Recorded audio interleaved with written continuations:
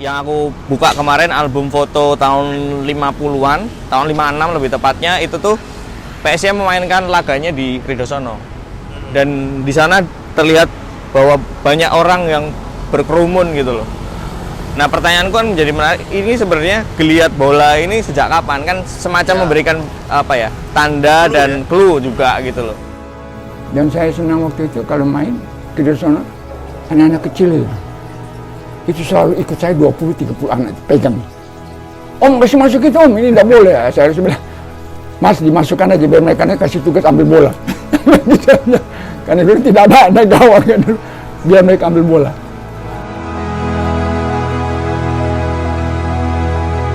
Kota Baru adalah daerah strategis di kota Jogja. Bangunan-bangunannya tua, bergaya klasik, tapi masih terawat. Nah, ada satu stadion, namanya Stadion Kridosono yang sama tuanya dengan bangunan-bangunan ini.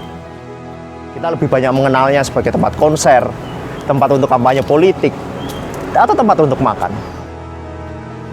Kata beberapa orang, Stadion Kridosono menyimpan nilai sejarah yang tinggi bagi persepak bolaan di daerah istimewa Yogyakarta. Kali ini, saya ingin mencari tahu lebih dalam tentang hal tersebut. Saya Obed Krishna, selamat datang di Homegrown Visit edisi Stadion Kridosono.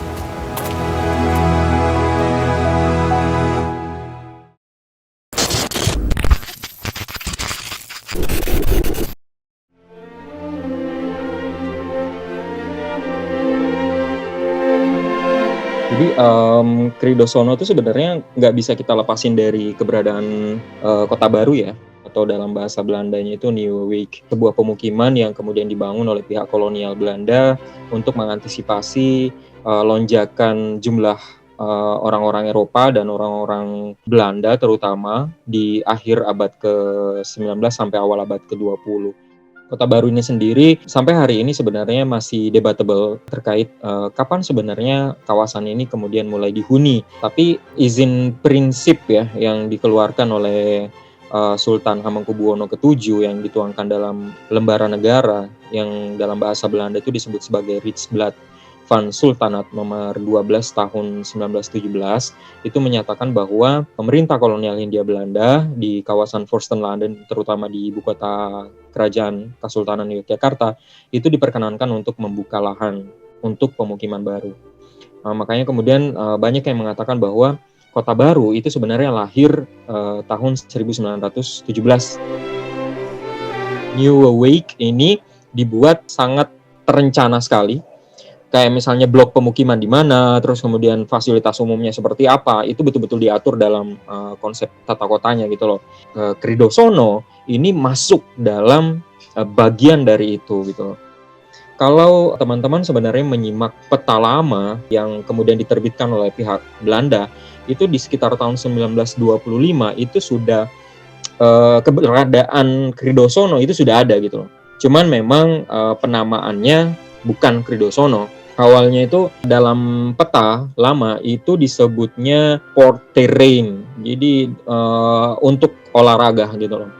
Tempat bertemunya masyarakat kolonial terutama yang tinggal di daerah Kota Baru, mereka bisa olahraga di sana, terus kemudian bisa bertemu, kayak ruang terbuka untuk warga yang tinggal di Kota Baru itu atau di Nieuwe Wijk itu. Port Terrain ini itu hanya ada 2 fasilitas. Jadi ada football memang khusus untuk bola dan tenis. Dan kemungkinan besar yang olahraga di situ ya hanya penduduk kolonial gitu loh. Belum ada orang-orang pribumi yang kemudian terlihat di sana. Stadion ini pernah dinamai Bijleveld Stadion sesuai dengan nama Gubernur Yogyakarta pada saat itu, Johannes Bijleveld, yang menjabat tahun 1934 sampai 1939. Dan sempat digunakan sebagai tempat untuk merayakan hari ulang tahun Ratu Wilhelmina yang ke-50. Stadion pertama yang ada di Jogja itu sebenarnya ya memang Kridosono gitu loh.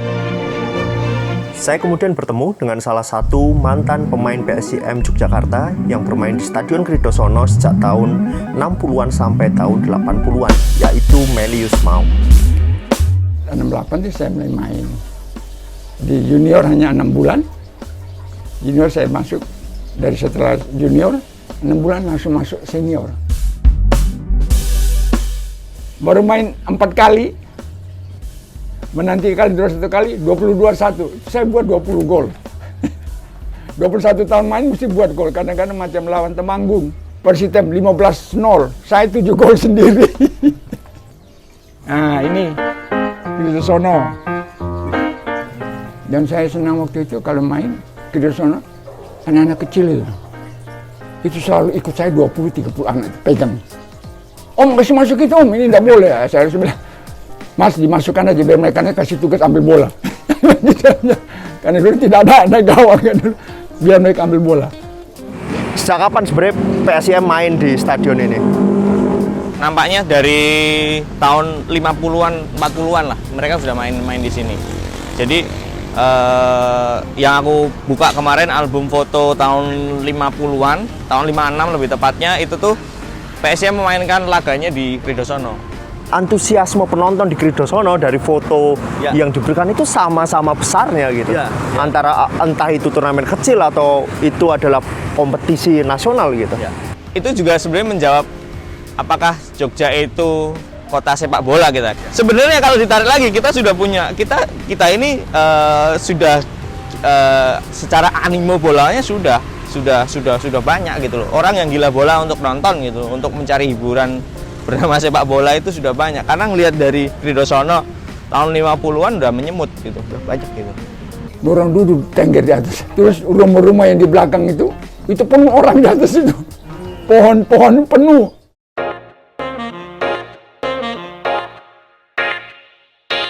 Pemain PSM tahun 60-an, tahun 70-an bercerita bahwa sebelum di Kridosono, PSM itu juga main di beberapa lapangan gitu loh. Jadi ada mereka kalau nggak salah nyebut beteng gitu, beteng. Jadi lapangan beteng.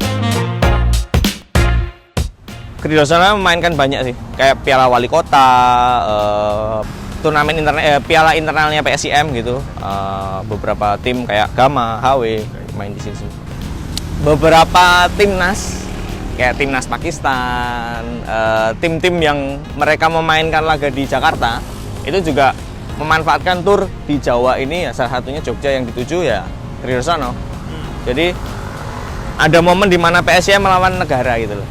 Lawan dari Inggris Middlesex di Kridosono kan? Oh iya? Iya. Tribun di Kridosono kan ini memutar gitu loh. Nah, bangunan yang ada di sebelah sana, bangunan tertutup tribun tertutup itu juga sudah ada. Dan yang di balik tembok ini, itu tuh modelnya itu ternyata bukan tribun, tapi gundukan tanah yang miring. Terus mereka nonton secara teratur jejer gini loh, kalau dilihat dari komposisi itunya. Di belakang gawang yang sebelah selatan itu pedagang kaki lima boleh masuk gitu, jual bakso apa segala di situ.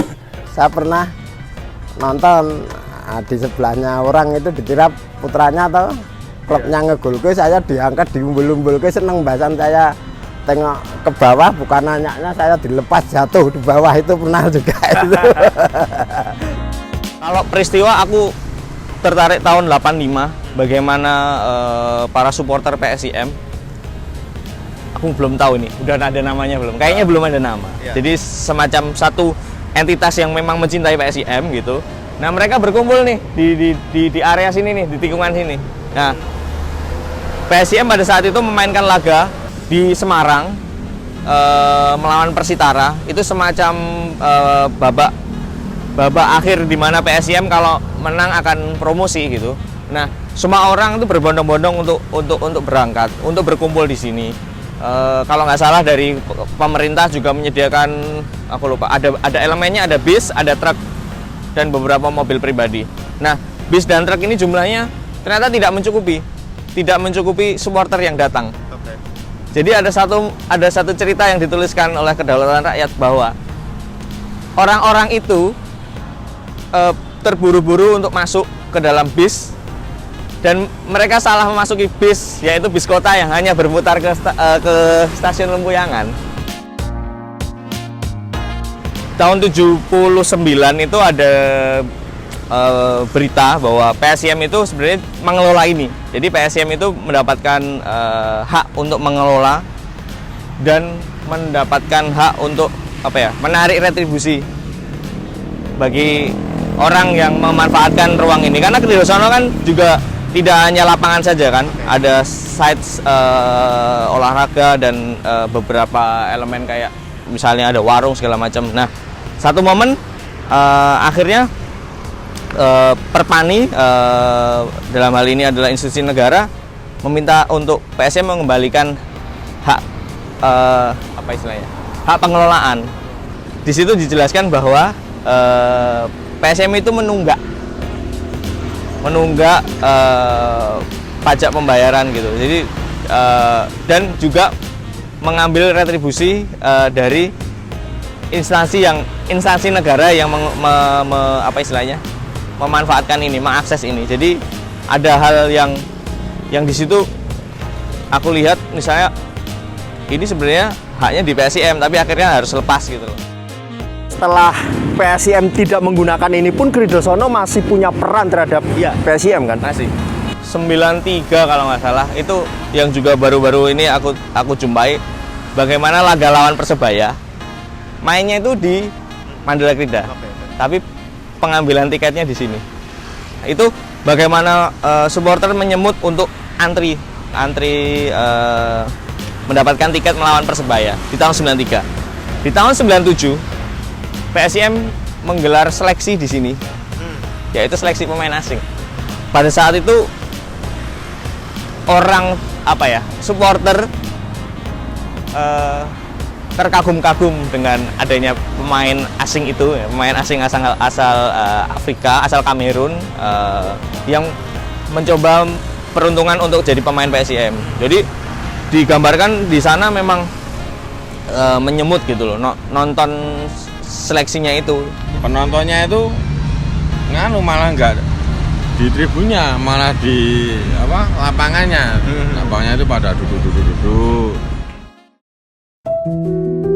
Saat ini lapangan Kridosono tidak hanya digunakan untuk pertandingan sepak bola atau latihan sekolah sepak bola saja. Kita bisa lihat lapangannya ya akhirnya diurus dengan seadanya. Masa depan Kridosono akhirnya menjadi pertanyaan besar untuk kita semua. Apakah akan tetap menjadi lapangan sepak bola seperti ini, ataukah menjadi taman kota, atau bahkan menjadi pusat pertokoan dan parkiran? Terjadi perdebatan antara Balai Pelestarian Cagar Budaya DIY dengan Dinas Kebudayaan DIY. Ini perdebatannya itu terkait dengan Kridosono. Apakah Kridosono ini bisa dikategorikan sebagai bangunan cagar budaya atau tidak? Kalau Balai Pelestarian Cagar Budaya DIY itu menganggapnya itu bangunan, Mas, bangunan cagar budaya. Nah, sedangkan Dinas Kebudayaan DIY itu tidak menganggap Stadion Kridosono ini sebagai bangunan cagar budaya, karena dia melihatnya bahwa stadion ini baru kemudian kelihatan seperti stadion itu sekitar 19, ya itu tadi yang saya katakan, mungkin sekitar 1970-an baru kemudian ada tembok tingginya gitu loh, dan menurut undang-undang itu belum bisa masuk sebagai kategori cagar budaya gitu loh. Ketika Kridosono itu diubah peruntukannya, saya pikir Kota Baru akan semakin kehilangan citranya gitu loh sebagai kawasan cagar budaya, karena Kridosono, kita tidak bisa memisahkan Kridosono dengan Kota Baru, kita tidak bisa memisahkan Kota Baru dengan Kridosono gitu loh. Kalau dari di Mall itu kan itu momen yang itu orang tidak menghargai sejarah itu. Pemain banyak PSM jadi bagus semua dari Kridosono, termasuk saya. Kita punya pemikiran cuma menguntungkan orang-orang besar itu loh. Saya harap itu Kridosono kalau bisa dipugar dan dikembalikan ke fungsinya. Jadi jangan sampai itu digunakan untuk konser-konser, kan lapangan hancur. Sekarang generasi kelihatan lapangan banyak yang usia-usia dini itu bisa gunakan latihan di situ kan, atau misalnya mereka ini dirombak menjadi tidak menjadi fasilitas olahraga, di mana fasilitas olahraga lain misalnya pengganti dari Kridosono gitu loh. Jadi kayak ini hilang, kita harus punya satu backup lainnya gitu loh. Sekarang PSM latihan di mana? Tidak ada lapangan, mereka latihan di Tamanan di Bantul sana. Mereka latihan di situ. Pernah ada lapangan, kalau tidak kan bisa untuk latihan persiapan itu. Kridosono itu udah seperti halaman saya. Sing nganggo kene iki kan ya ora mung ngetokke keringet, ngetokke gede barang. Aduh, kasihan Kridosono itu sayang. Harusnya diomong gitu biar di rehab lagi itu mesti bagus. Kridosono sebagai satu ruang yang pernah berjasa, pernah berperan terhadap sepak bola di DIY dan juga PSIM, itu tuh apa ya, dengan mengingat gitu, karena Kridosono kan ingatan kolektif semua warga gitu. Fakta kerasnya fakta keras itu yang nggak bisa kita bantah bahwa Kridosono itu sejak awal pembangunannya adalah tempat untuk olahraga, sport terrain itu, dan tidak boleh berubah ya ketika kita mengacu bahwa itu adalah sebagai sebuah kawasan cagar budaya Kota Baru. Itu sih. Kridosono ya tetep kaya ngene lah iki. Sing duwe ya sing duwe ora mung hiburan. Untuk rakyat cilik, rakyat menengah ke bawah ya. Kok iso ana hiburane dhewe. Nek kaya ngene kan hiburan dienggo rakyat menengah ke bawah. Ya semonggo kuwi nek aku. Aku monggo kuwi Mas.